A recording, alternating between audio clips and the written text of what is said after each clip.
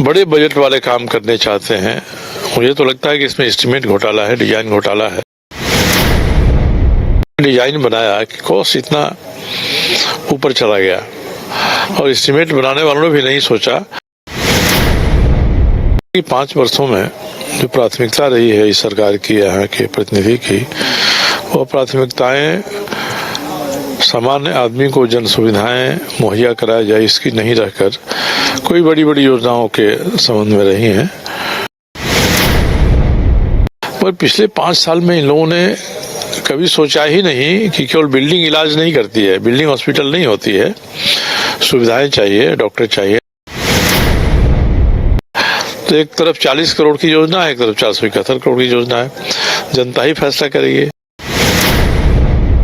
नमस्कार, मैं उदय Shankar, News bioscope में आप सबों का स्वागत है। इस वक्त हम जमशेदपुर में मौजूद हैं और जमशेदपुर पश्चिमी के प्रत्याशी सरयू राय जी हैं जो डोर डोर प्रचार में अभी घूम रहे हैं, लोगों से मिल रहे हैं और उनकी समस्याओं को जानते हुए क्या कुछ बदलाव आया है इसे भी समझ रहे हैं। सरयू राय जी, क्या कुछ निकल कर सामने आ रहे हैं आप जो ये दौरा कर रहे हैं? नहीं, दौरा कर रहे हैं तो देखिए, एक तो जो मल्टी स्टोरी बिल्डिंग्स हैं, कॉलोनीज हैं या सोसाइटीज हैं, वहाँ आमतौर पर सर्विसेज से रिटायर्ड लोग ही रहते हैं, प्रबुद्ध लोग हैं। उन्होंने पहले ही अपना निर्णय ले लिया है कि हमको क्या करना है। जाने से केवल एक उनकी भावना को तृप्ति मिलती है।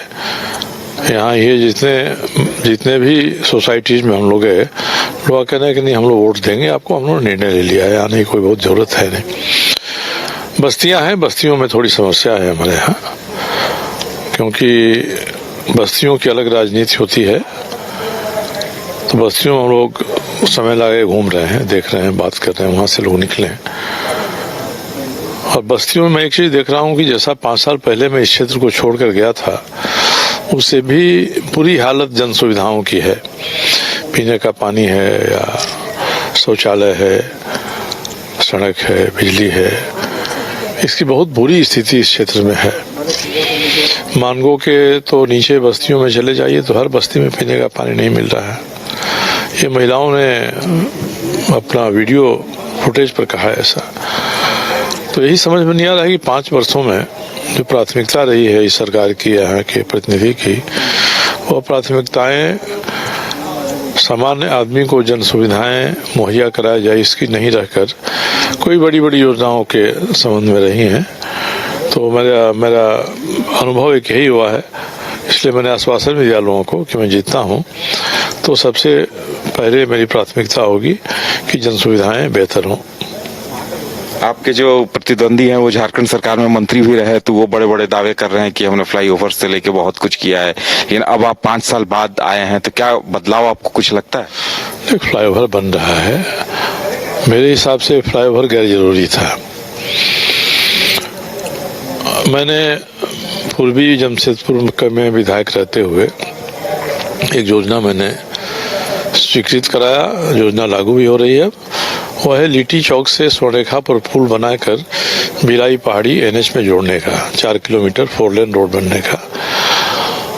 जब ये सड़क और पुल बन जाएगी तो सारे भारी वाहन जो कलकत्ता की तरफ से आते हैं सबके सब इधर से ही निकल जाएंगे। शहर के रहने वाले लोगों के लिए भी ये सुविधाजनक रास्ता हो जाएगा। तो मानगो पर से आधा से अधिक बोझ ट्रैफिक का घट जाएगा इस एक सड़क के बन जाने से। पहले से डोबो की सड़क बन गई है, रांची की तरफ से जो भारी वाहन आते हैं मानगो शहर में नहीं आते हैं, उधर से ही निकल जाते हैं। मगर डोबो की तरफ से आने वाले वाहन और सरायकला से आने वाले वाहन मानगो का पुल जहाँ है वहाँ आकर इकट्ठा हो जाते हैं। एक छोटा फ्लाईओवर वहाँ अगर बना दिया गया होता ना 10 करोड़ 8 करोड़ रुपए में, तो वे सबके सब ऊपर से चले जाते टाटा की फैक्ट्री में, तो मानगो की खूबसूरती बिगाड़ने के लिए कोई बड़ा फ्लाईओवर बनाने की कोई जरूरत नहीं थी। सारा ट्रैफिक बाईपास हो जाता है ऐसे ही। तो एक तो ये फिर भी ये बन रहा है। मैंने जिसका जिक्र किया कि लिट्टी चौक से पुल और 4 किलोमीटर 4 लेन रोड NH तक बनने का, उसका खर्च आ रहा है केवल 40 करोड़ रुपया।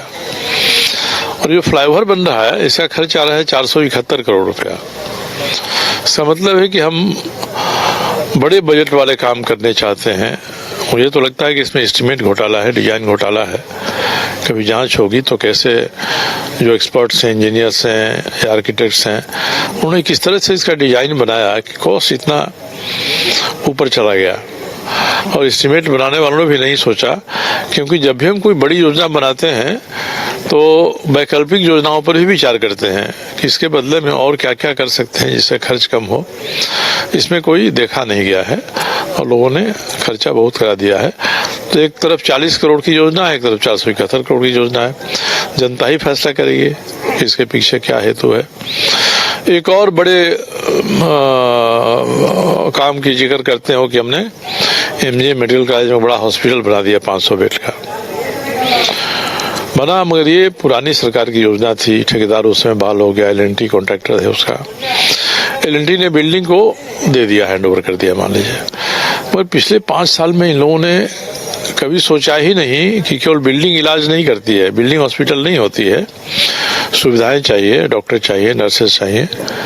इसके अलावे वहाँ पानी चाहिए। 3 लाख लीटर रोज पानी की आवश्यकता है। एक बूंद पानी नहीं है, बिल्डिंग बन के खड़ी है, पानी नहीं होने के कारण से बिल्डिंग का उपयोग नहीं हो रहा है। तो इसी तरह के 2-4 काम ये गिनाते हैं, कहते हैं कि हमने बड़ा काम किया है। ये बड़े काम के पीछे भी एक निहित स्वार्थ है, और जो सामान्य जन के लिए काम है वो काम तो हो ही नहीं है। वो काम एक्चुअली पहले जैसे थे उससे अधिक बर्बाद हुए हैं। क्या मैसेज देंगे पश्चिम के लोगों को? मैं तो यही कहूँगा कि मैं अगर विधायक बनता हूँ तो सामान्य जन के लिए जो योजनाएं हैं ना, उनको पहले लागू कराऊंगा। उनको सुविधाओं, जन सुविधाओं की बहाली कराऊंगा। और छोटे मोटे काम अब हैं जो सोसाइटीज है उनके लिए। सोसाइटीज एक कैप्टिव इनकम का ग्रुप हो गया है नगर निगम के लिए। वहाँ जो रह रहा है उसको साहब होल्डिंग टैक्स देना ही देना है, मगर सोसाइटी में खर्च आप 1 पैसे का नहीं करेंगे। तो जिस सोसाइटी से जितना होल्डिंग से जाता है उसके अनुपात में कम से कम वहाँ सड़कें ठीक रहें, पानी की व्यवस्था ठीक रहे। ये काम तो नगर निगम को करना होगा। सोसाइटीज के लिए मैं ये काम कराऊंगा और बाकी बस्तियों के लिए वो काम कराऊंगा कि उनको जन सुविधाएं मुहैया हों और सस्ते दर पर मुहैया हों। चलिए, हमें वक्त देने के लिए बहुत बहुत धन्यवाद। तो ये थे सरयू राय जी, जिनका कहना था कि जो उपलब्धियां वो गिना रहे हैं वो जनता के लिए किसी काम की नहीं है, पैसे का अपव्यय हुआ है। और जिस तरह से इन्होंने पश्चिमी को संवारा था उसे फिर से संवारेंगे और जो योजनाएं अधूरी हैं उसे भी पूरा करेंगे। फिलहाल इतना ही। कैमरामैन गौरव के साथ उदय शंकर, न्यूज बाइस्कोप, जमशेदपुर। मैं एसके मंडल, अध्यक्ष SK Mandal group of institutions Patna, आप समस्त देशवासियों को दीपावली एवं लोक आस्था का महापर्व छठ पूजा की हार्दिक शुभकामनाएं देता हूं। जानवी सिरामिक से करें टाइल्स, ग्रेनाइट, सैनिटरी वेयर की 50,000 से अधिक की खरीदारी और पाए 5 खास कूपन के जरिए जीएसटी काटकर 4 साल के अंदर पूरी राशि वापस। जानवी सिरामिक, हुर मोड़, डाल्टनगंज, शाहपुर रोड, गढ़वा, झारखंड। शर्तें लागू।